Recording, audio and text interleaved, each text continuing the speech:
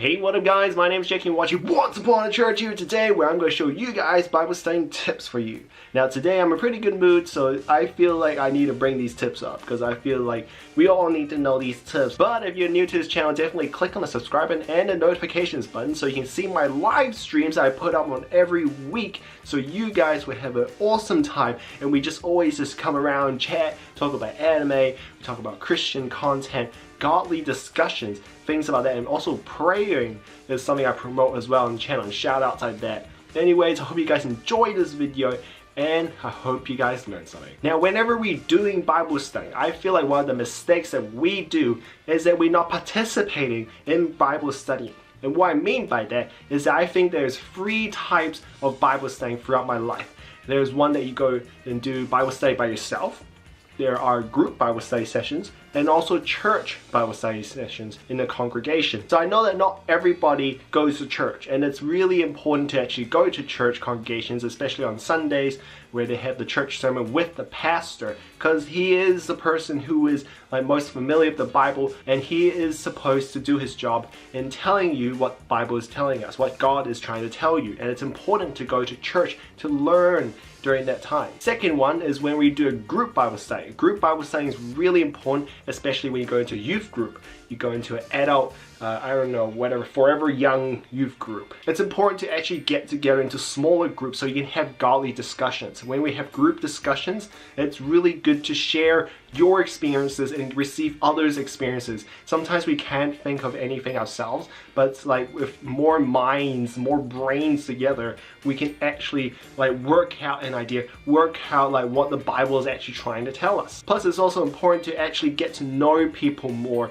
and actually get in a closer community with the church and the church youth groups. Last but not least is a Bible study by yourself. If you don't do that, it's really bad for your Christian relationship with God. It's like saying you're not going to talk to God one-on-one, where you're going to be the most intimate, where you're going to reveal your whole personality, your true self to God one-on-one. That's really important, and it's something that you must do. So to summarize what I just said, number 1 mistake is not participating in 3 of these Bible study sessions, whether it's a church congregation or a youth group congregation, or also like just yourself like in like your own time doing Bible study in there. It's important to do all 3 of them to get a better understanding and develop a stronger relationship through God. Now the second mistake that a lot of people make is to actually use our hearts to actually guide our Bible study. Now wait, Jacky, are you saying that we shouldn't use any of our emotions to actually read the Bible? Now that might sound weird, but definitely hear me out and keep going in this video, so this will all make sense. Keep watching this video, otherwise just you get misunderstandings, and I don't want. Now a lot of people usually go to God only when they're really sad or really angry at something. They'll go to God and be like, why God? And they go to the Bible hoping to find something that will match their feelings. Now because of this, we turn to the Bible and use it as something to make us feel better, rather than actually building a relationship with God. God actually wants to talk to us. He wants us to build a relationship with us. But like if it's all just about us, then it's not about Him, then it's not really that healthy. Jen Wilkins, author of The Woman of the Word, inside it says, interestingly, the same verse that commands us to love God with all our hearts also commands us to love Him with all our minds. Our minds are the seat of our intellects. Attaching our intellect to our faith does not come naturally to most of us. We live in a time when faith and reason are spoken as polar opposites. At times, the church has been embraced this kind of language. Some of us, the strength of our faith is gauged by how close we feel to God at any given moment, by how a sermon makes us feel, or by how a worship chorus makes us feel, by how a quiet time makes us feel. Now the verse that she was referring to was Matthew chapter 22 verse 27, where it says, love the Lord your God with all your heart, with all your soul, and with all your mind. That makes a really good point, because we actually make a lot of choices based on our feelings.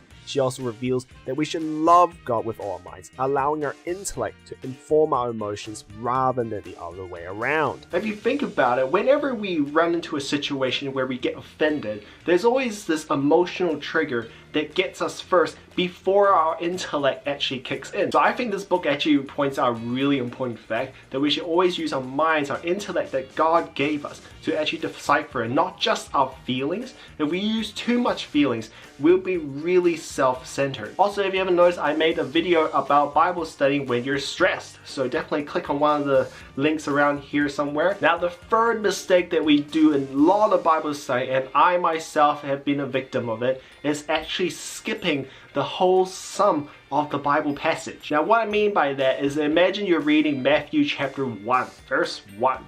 If you read the whole chapter, you notice that it's all about names. You see, like, this person is the father of this, father of that person, whose son is that, who's that. The whole chapter goes on like this, and it's really hard for me to concentrate on something that seems very boring. When I was a kid, I would skip that part and just keep reading on. Something more interesting has to happen, right? But the most important thing I didn't realize back then, and a lot of people don't see the fact as well, is that whenever God puts a verse like that in there, it's something that's really important to actually understand the whole picture of what God is trying to tell us. If we go back to Matthew chapter 1, for example, we see that the whole chapter talks about the names that leads to Jesus Christ. It's trying to show how God has used so many people's lives and changed everybody's lives to lead up to this moment where Jesus Christ is here. He is here to save us. He is here to wash away our sins. How important is that? We just don't see it, but like whenever we read it, it'll be like really boring, right? It's just really important, like that even the smallest things, that even the things that we skip is actually really important. Now, the fourth thing is also really important, and it's something I mentioned in the past videos as well, but I think it's really important to address this in this video, so if newer people to watch this video, you will get this as well. So what this one is about is to actually understand from their perspective, from the readers, from the writer's perspective, and in their time. We are often barricaded by the time barrier. Now, I'm not talking we should go back in time like The Flash and from Barry Allen or something, but we should actually look into the past and see how the culture is like and what the time for them was like, what their habits were, and why would they write in certain ways. Like back in Shakespeare, they don't write like what we do. They write in like Old English. One example is that my parents are really bad with computers, but in their time, they never had computers. I grew up with computers in my life and I learned how to use things, so it'll be easier for me to use a computer. And my parents always ask me about, how do I do this on the computer, son? And how do I do that? And like, I just have to show them all the time, and it's really hard for them to learn.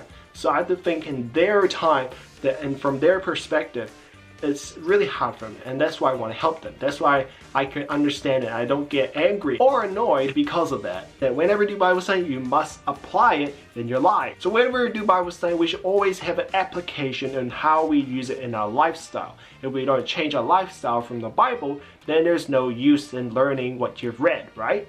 So it's really important to actually read and do what the Bible is telling us to do. So that's why we should take notes when we do Bible study. It's important to write down the things that we've learned, and we should use it in our Bible study. I definitely recommend writing them down in a notebook so you can remember what you've learned. So it's a lot easier to apply it, and remind yourself from last Bible study you had that have you done those things. Make a checklist of whether you've done the things that you've learned. If you want to know how I make my own notes when I do Bible study, definitely write in the comments below and give this video a like. Hope you guys enjoyed this video. I know it's a really good video, because why would you stay up to this moment? Anyways, I hope you guys enjoyed, and definitely write in the comments and if you have any questions at all, and definitely click on the notifications button so you can get more live stream notifications. You definitely want them. They're really awesome. Anyways, I'll see you guys next time, okay? Ciao!